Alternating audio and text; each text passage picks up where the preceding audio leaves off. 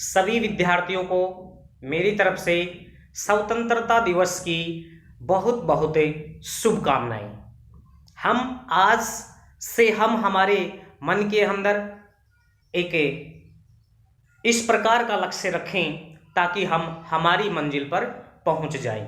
ठीक है, देखो मंजिल कितनी भी ऊंची क्यों नहीं हो, कितनी भी लंबी क्यों नहीं हो, है ना, हमारे जो हौसले होते हैं ना वो बुलंद होने चाहिए, हौसले बुलंद होने चाहिए। ठीक है, और उसी के साथ हम आज एक नया टारगेट बनाते हुए अध्ययन करेंगे। देखिए पिछले वीडियो में हमारा एक समीकरण थी, एक समीकरण हम करवा रहे थे, तो ये समीकरण हमारे पास से छूट गई थी, यानी कहने का मतलब वीडियो किसी कारण से डिलीट हो गया था। ठीक है, आप डिलीट होने के बाद में उसको नहीं समझ पाए थे, तो इस समीकरण को हम यहां से समझेंगे। देखिए आपने जब एक समीकरण जब हम पढ़ रहे थे, समीकरण लिखने के चरण, उसमें हमने एक चीज देखी थी कि जब किसी समीकरण को लिखते हैं तो उसकी भौतिक अवस्थाएं लिखते हैं, उसकी भौतिक अवस्थाएं दर्शाते हैं, ठोस, द्रव, गैस और जलीय विलयन। ठीक है ना, तो यहां देखिए हमारे पास ये क्रिया कारक है, यहां हम उत्प्रेरक लिखते हैं, ताप भी लिखते हैं, दाब भी लिखते हैं, और यहां हम लिखते हैं उत्पाद लिखते हैं, क्रिया फल लिखते हैं। तो इनकी भौतिक अवस्था दर्शाती, जैसा कि इस समीकरण में आपको देखो आयरन का S ठोस है, जल का यहाँ गैस है, लिक्विड होता है। यही तो समझने लायक है, क्योंकि बहुत सारे बच्चे कमेंट्स करते हैं मेरे पास, किताब में ये है सर, आपने ये करवाया है, तो मैं किताब वाला ही लेता हूं और किताब के अकॉर्डिंग, एनसीईआरटी के अकॉर्डिंग आपको बताऊंगा कि भैया हमने गैस क्यों लिया है। ठीक है, यहाँ कोई उत्प्रेरक नहीं है हमारे पास, यहाँ देखिए Fe3O4 में भी सॉलिड है। ठीक है, और यहाँ हाइड्रोजन गैस होता ही है। ठीक है, ये भी समझ में आ गया, ये भी समझ में आ गया, ये भी समझ में आ गया, लेकिन सर आपने ये हाइड्रोजन, ये जो जल है, इसको आपने गैस क्यों लिखा? क्योंकि इस समीकरण में देखिए आपको नोट करने के लिए बिंदु है, इस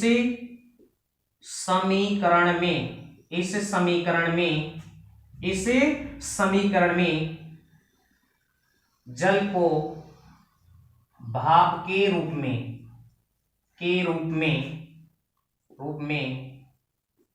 लिया गया है। तो ये इंपॉर्टेंट है भैया इस समीकरण में कि हमें, यानी एक प्रकार से जल को भाप के रूप में लिया गया, इसीलिए हमने इसको क्या किया है, गैस किया है। तो ये बिंदु समझाने के लिए हमारे पास था। अब देखिए जैसा कि हमने पिछले वीडियो में चर्चा की थी, ठीक है, देखो अगर कोई स्टूडेंट नया जुड़ा है तो मैं उससे फिर विनती करूंगा, उससे मैं निवेदन करूंगा आपके हित के लिए कि इस वीडियो को यहीं छोड़ दीजिए आप। ठीक है, इस वीडियो को यहीं छोड़ दीजिए और पहले के जो इस चैप्टर की जो 3 वीडियो हमने अपलोड किए हैं उनको आप पहले देखें क्रम से, फिर आप इस वीडियो पर आइए, फिर क्वेश्चन सोल्व करेंगे। क्योंकि यहां समझने के लिए कुछ भी नहीं है, यहां समझेंगे वो स्टूडेंट जो पहले 3 क्लास ले चुके हैं। उनके लिए मैंने कहा था कि आपके एनसीईआरटी बुक में कुछ क्वेश्चन दे रखे हैं इंपॉर्टेंट। ठीक है, पेज नंबर 6 पे देखो, पेज नंबर 6 पे आपको यहां कुछ क्वेश्चन दिए गए हैं, है ना, तो मैं यहां लिख देता हूं पेज नंबर 6। तो पेज नंबर 6 पर हम कुछ क्वेश्चन सोल्व करेंगे। ठीक है, पेज नंबर 6 पर, पेज नंबर 6 पे एनसीईआरटी बुक 10th क्लास। ठीक है, पेज नंबर 6 पर कुछ क्वेश्चन दिए गए हैं, उन क्वेश्चनों की हम चर्चा करेंगे, उन क्वेश्चनों को हम सोल्व करेंगे। तो पहला जो क्वेश्चन है हमारे पास, वो क्वेश्चन है कि भैया वायु में जलाने से पहले, पहला प्रश्न है हमारे पास, वायु में जलाने से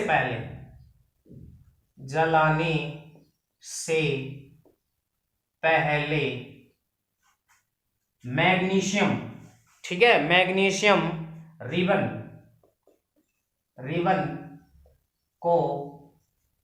रिबन को साफ क्यों किया जाता है, साफ क्यों किया जाता है।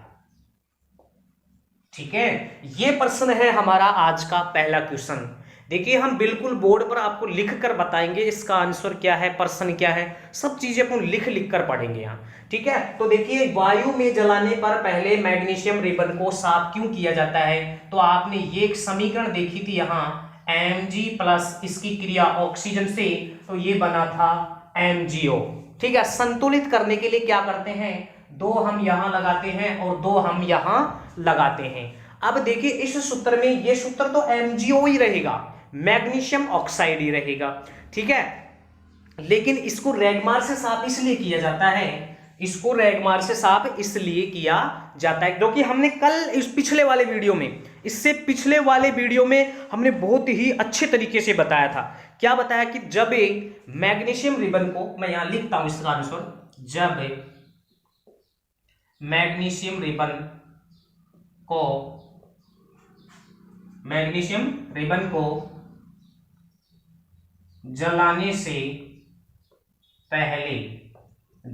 से पहले रैगमार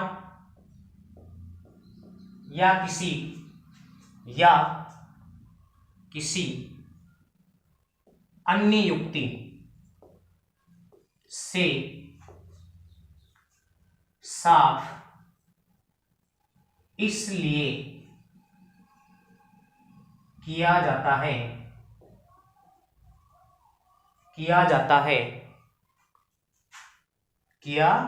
है कि मैग्नीशियम वायु से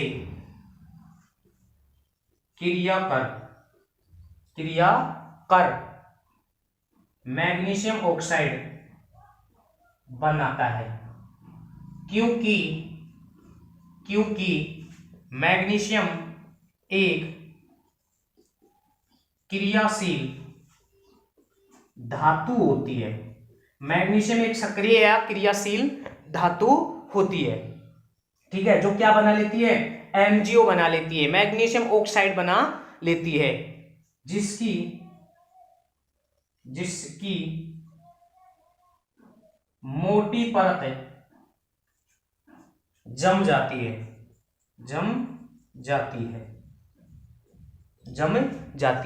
इस परत को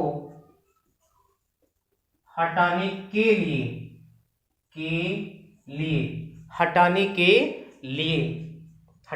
लिए इस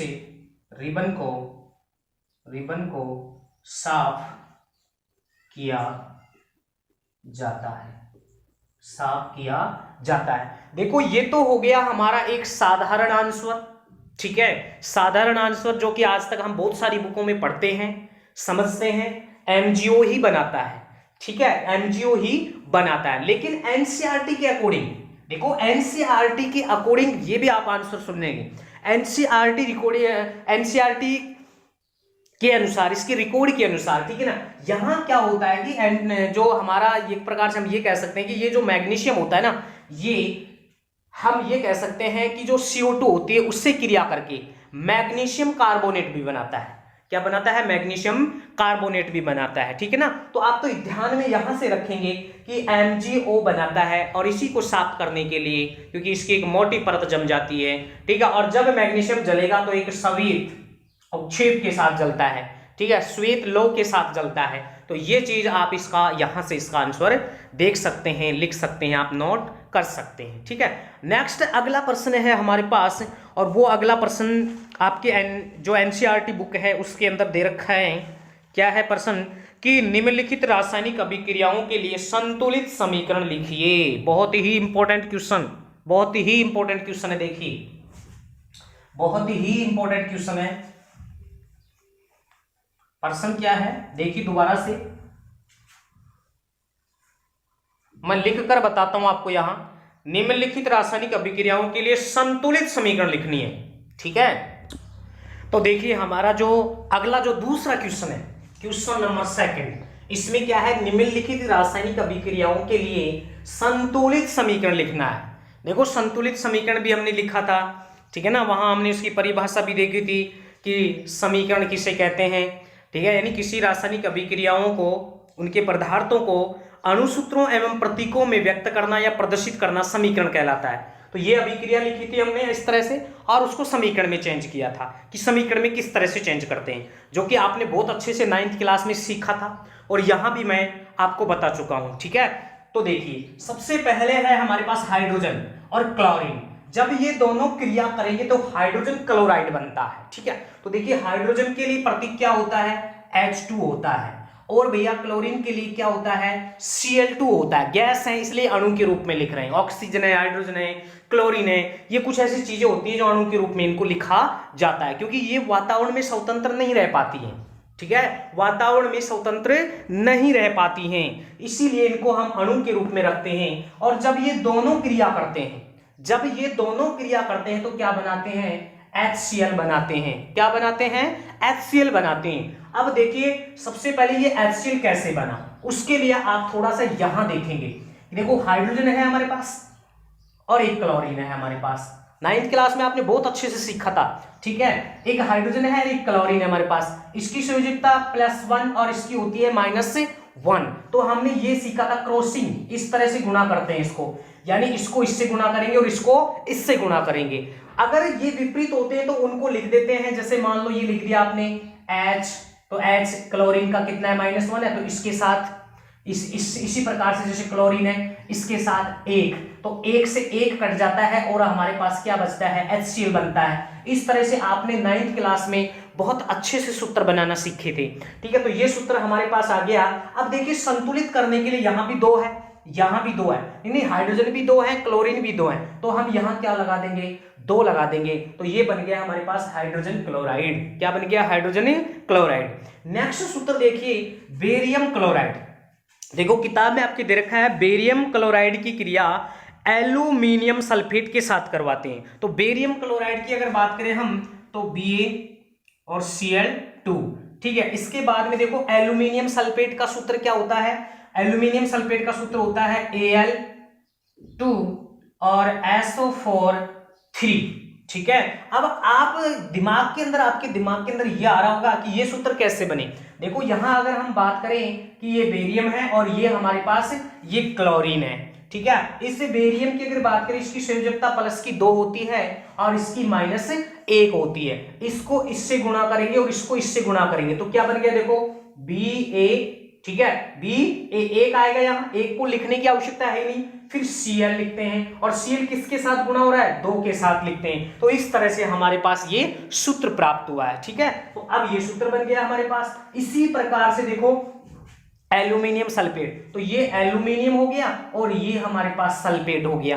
एल्यूमिनियम की संयोजकता +3 होती है और इसकी -2 होती है, तो इसको इससे मल्टीप्लाई करते हैं, इसको इसके साथ मल्टीप्लाई करते हैं, तो ये बन गया हमारे पास Al2। देखो Al इसके साथ होगा तो 2 आ गया, इधर SO4 अब कोष्टक में लगाएंगे इसको। ठीक है, और लिख देंगे 3। ठीक है, तो इस प्रकार से ये सूत्र बना हमारे पास। अब आगे क्या कह रहा है कि बेरियम सल्फेट बनता है। क्या बनता है, बेरियम सल्फेट। तो बेरियम सल्फेट Ba, ठीक है, और सल्फेट बनता है, बेरियम सल्फेट बनेगा। तो बेरियम सल्फेट की अगर बात करें तो क्या होता है, SO4 होता है। क्या होता है, SO4 होता है। बेरियम सल्फेट के लिए SO4 लिखते हैं। ठीक है, SO4 लिखते हैं। प्लस में क्या बनेगा, एल्यूमिनियम क्लोराइड। एल्यूमिनियम क्लोराइड, तो देखिए एल्यूमिनियम की अगर बात करें तो इसकी संयोजकता 2 होती है। ठीक है, और यहां हो जाएगा क्लोरीन की 1 होती है तो 3 यहां आ जाएगा। किस तरह से बनाएंगे, देखो एल्यूमिनियम और ये क्लोरीन -1 होती है, इसकी प्लस की 3 होती है, तो इसको इससे गुणा कर देंगे, इसको इससे गुणा कर देंगे, तो हमारे पास आ गया Al और Cl3 एल्यूमिनियम क्लोराइड। अब देखते हैं कि समीकरण हमारी संतुलित है या नहीं है ना। इसमें देखिए बेरियम सल्फेट ही बना है, इसमें क्या बना है, बेरियम सल्फेट ही बना है। अब इसको संतुलित करते हैं तो देखिए बेरियम हमारे पास 1 है, इधर भी बेरियम हमारे पास क्या है, 1 ही है। क्लोरीन कितने हैं, 2 हैं, और इधर क्लोरीन कितने हो गए, 3 हैं। तो 2 करने के लिए भैया ये तो है नहीं कि इसको मिटा देंगे यहाँ 3 कर देंगे, नहीं, हमें लिखा हुआ है जो सूत्र बन गए वो बन गए, हम उसे चेंज नहीं करेंगे। हम क्या करते हैं, यहाँ 3 लगा देते हैं और यहाँ भी 3 लगा देते हैं। ठीक है, और यहाँ हम 2 लगा देते हैं। अब देखो बेरियम 3 है, यहाँ भी देखिए बेरियम 3 है। क्लोरीन देखिए हमारे पास, क्लोरीन 2 ये रहे, 3 ये रहे, तो गुणा कर देंगे 6, तो क्लोरीन हमारे पास 6 है। एल्यूमिनियम 2 है हमारे पास, है ना, और SO4 3 है। तो ये आ गया हमारे पास। जब बेरियम क्लोराइड की क्रिया एल्यूमिनियम सल्फेट के साथ करवाते हैं तो क्या बन गया, barium sulphate plus aluminium chloride बन गया। ठीक है, लास्ट इसकी जो समीकरण है वो है सोडियम Na प्लस इसकी क्रिया किसके साथ करवाते हैं, जल के साथ करवाते हैं, तो क्या बनेगा, सोडियम हाइड्रोक्साइड बनेगा, और बाहर क्या निकल जाएगा, हाइड्रोजन बाहर निकलेगी, हाइड्रोजन गैस बाहर निकलेगी। ठीक है, तो ये देखो धातु की क्रिया जब जल के साथ करवाते हैं तो हाइड्रोजन दे रहा है यहाँ। ठीक है, इस प्रकार से तो ये सोडियम हो गया, ये जल हो गया, दोनों क्रिया करते हैं तो सोडियम हाइड्रोक्साइड बन गया। अब देखते हैं समीकरण संतुलित है या असंतुलित। अब ये संतुलित है या नहीं है तो चेक कर लेंगे। सोडियम 1 है, इधर भी हमारे पास क्या है सोडियम, अच्छा दिखाई नहीं दे रहा है। ठीक है, मैं ऊपर लिख देता हूं यहां,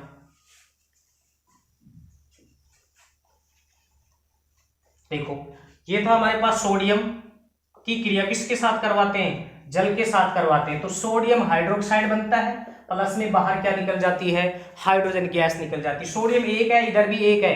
ठीक है, इसके बाद में देखो हाइड्रोजन 2 है, इधर भी हाइड्रोजन कितने हैं, 2 नहीं, 1 ये 3 हो गए। इसका मतलब 2 लगा लो यहां, और यहां हम कितने लगा लें, ठीक है यहां हम लगा लेंगे 3 लगा लेते हैं, या फिर हम ऐसे करते हैं इसको संतुलित करने के लिए। देखो ऑक्सीजन 2 है, 1 है ऑक्सीजन, 2 ये रहे और 2 यहां लगा लेते हैं तो हाइड्रोजन 4 हो गए।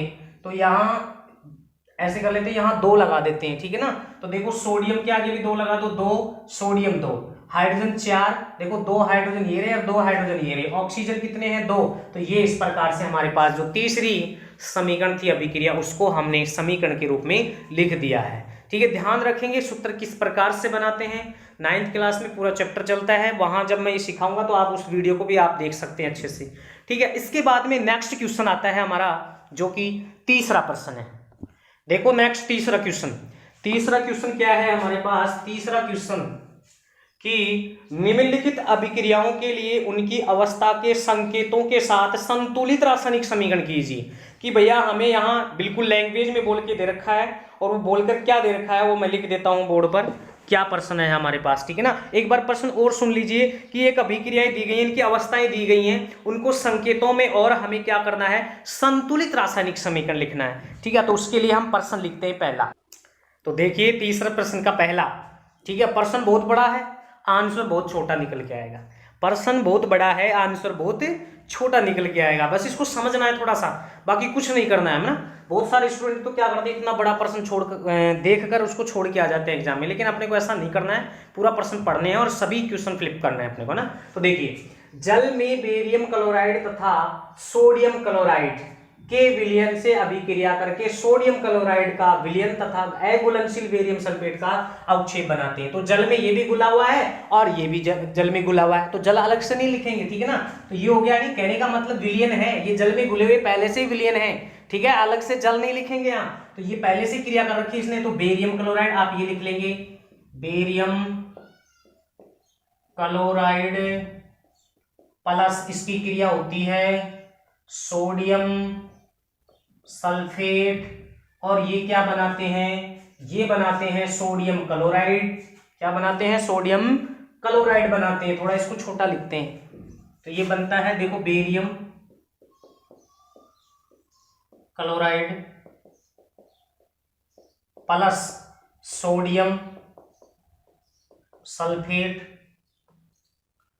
और ये क्या बनाते हैं, sodium chloride plus barium sulphate.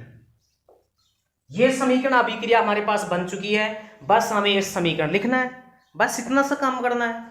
ठीक है, और इनकी संयोजकता आप याद कर लीजिए, जितने भी तत्व हैं 9th क्लास में पूरा दे रखा है, इनकी संयोजकता याद कर लीजिए, सूत्र आप आराम से बना देंगे। जैसे देखिए प्रश्न यही है कि जल के विलयन में क्लोराइड, ठीक है बेरियम क्लोराइड सोडियम सल्फेट के विलयन से अभिक्रिया करके सोडियम क्लोराइड बनाता है और क्या बना देता है, अघुलनशील बेरियम सल्फेट बनाता है। तो बेरियम क्लोराइड, ठीक है बेरियम क्लोराइड का अगर बात करें तो BaCl2। अब ये सूत्र कैसे बना, इसके लिए देखो बेरियम और इधर ये क्लोरीन, क्लोरीन की -1 संयोजकता होती है और बेरियम की होती है प्लस की 2 होती है, इसको इससे गुणा और इसको इससे गुणा, तो ये आ गया Ba। ठीक है, एक है अपने आप में, एक है माइनस प्लस का यहाँ कोई रोल नहीं है। ठीक है, यहाँ देखिए फिर Cl2, ये सूत्र बन गया, हमने लिख दिया बेरियम क्लोराइड। ठीक है, इसके बाद में नेक्स्ट देखिए सोडियम सल्फेट। देखो सोडियम सल्फेट का सूत्र होता है Na2SO4। ठीक है, अब ये सूत्र कैसे बना, देखो ये सोडियम हो गया, ये सल्फेट हो गया, इसकी संयोजकता होती है -2 और इसकी होती है +1, तो इसको इससे गुणा कर देंगे, इसको इससे गुणा कर देंगे, तो ये आ गया ना देखो Na2 Na2 और SO4 1 है, 1 को लिखते ही नहीं है, ठीक है। तो ये इस प्रकार से सूत्र बन गया अपने पास। अब आगे क्या बना देखो, इसको इस तरह से सोडियम क्लोराइड, तो सोडियम Na और क्लोराइड, यानी सोडियम के लिए क्या होता है Na और क्लोरीन के लिए क्या होता है 1 होता है, -1 + 1, तो प्लस 1 से 1 कट गया, यहाँ तो कोई रोल ही नहीं है, तो सोडियम क्लोराइड बन गया। प्लस में क्या बना हमारे पास बेरियम सल्फेट, तो देखो बेरियम के लिए Ba, ठीक है, और सल्फेट के लिए क्या होता है SO4 होता है। इसकी संयोजकता -1 और इसकी होती है प्लस की 2 होती है, इसकी प्लस की 1 और इसकी माइनस की 2, तो ये इससे गुणा होगा और ये इससे गुणा होगा, तो हमारे पास ये क्या बन जाएगा, ये बनेगा Ba2SO4, ठीक है, Ba2SO4 बन जाएगा, Ba2SO4। नो इधर देखिए, थोड़ा सा ध्यान दीजिए, गड़बड़ हो गया अपने पास। यहाँ देखो ये जो बेरियम है ना, इसकी संयोजकता 2 होती है, और इसकी कितनी होती है संयोजकता, इसकी होती है -2, ठीक है। इसको इससे गुणा करेंगे, इसको 2 से 2 कट गया ना, 2 से 2 कट गया, तो ये अपने पास बन गया BaSO4, क्योंकि 2 है, इसकी संयोजकता भी 2 है बेरियम की, और SO4 की भी 2 है, तो 2 से 2 कट गए, कैंसिल हो गया, अपने को लिखने की आवश्यकता नहीं है, ठीक है। तो ये अपने पास ये बन चुका है, ठीक है। अब इसको संतुलित करते हैं हम। संतुलित करने के लिए देखो बेरियम हमारे पास 1 है, इधर भी हमारे पास बेरियम 1 है, यहाँ देखिए क्लोरीन 2 है, यहाँ क्लोरीन 1 है, तो यहाँ 2 लगा दीजिए, ठीक है। अब देखिए ये सही हो गया, इधर सोडियम देखिए 2 है, बिल्कुल सही है, SO4 1 है, तो 1 है, बिल्कुल दोबारा से जांच कर लीजिए, 1 है बेरियम, क्लोरीन 2 है, देखो क्लोरीन 2 है, सोडियम 2 है, सोडियम 2 है, SO4 1 है, SO4 यानी S और O अलग अलग से अलग भी लिख सकते हैं, सल्फेट 1 भी मान सकते हैं आप इसको, ठीक है। तो इस तरह से हमारा ये अगला क्वेश्चन हो गया। अगला क्वेश्चन और है हमारे पास, और वो क्वेश्चन भी आप सुन लीजिए क्या है। देखो अगला क्वेश्चन क्या है, मैं यही बता देता हूं आपको। प्रश्न दूसरा है सोडियम हाइड्रोक्साइड, देखो सोडियम हाइड्रोक्साइड NaOH, ये दूसरा प्रश्न है अपने तीसरे का दूसरा। सोडियम हाइड्रोक्साइड का जलीय विलयन जल में हाइड्रोक्लोरिक अम्ल विलयन से अभिक्रिया करके सोडियम क्लोराइड और जल बनाता है, यानी ये हो गया हाइड्रोक्लोरिक अम्ल HCl, ठीक है। यानी NaOH और हाइड्रोक्लोरिक अम्ल दोनों क्रिया करके क्या बनाते हैं, ये बनाते हैं सोडियम क्लोराइड। सोडियम, पहले हिंदी में लिख देते हैं अपन इसको, यहां लिख देते हैं सोडियम हाइड्रोक्साइड की क्रिया किसके साथ करवाते हैं, हाइड्रोक्लोरिक अम्ल,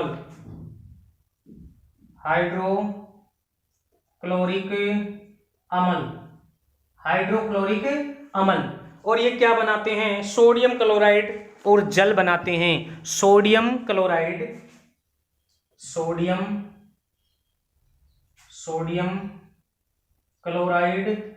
व जल बनाते हैं, सोडियम क्लोराइड और क्या बनाते हैं, जल बनाते हैं। Sodium hydroxide NaOH plus sodium chloride, ठीक है, क्लोरिक अम्ल या हाइड्रोक्लोरिक अम्ल, ये हो गया, दोनों क्रिया करके क्या बनाते हैं, सोडियम क्लोराइड प्लस में जल बनाते हैं, क्या बनाते हैं, जल, ठीक है। अब देखिए सोडियम हाइड्रोक्साइड का सूत्र बिल्कुल सही है, ठीक है, इधर हाइड्रोक्लोरिक अम्ल का सूत्र भी सही है। अब देखिए सोडियम क्लोराइड का सूत्र यही होता है, और ये जल का सूत्र हो गया। अब संतुलित देख लेते हैं समीकरण, Na 1 है, इधर H 2 है, H 2 ही है, ऑक्सीजन 1 है, क्लोरीन 1 है, ये समीकरण हमारी ऐसे कैसे क्या बन गई, संतुलित बन गई। आप इसका स्क्रीनशॉट ले सकते हैं, ठीक है, आप इसका स्क्रीनशॉट ले सकते हैं।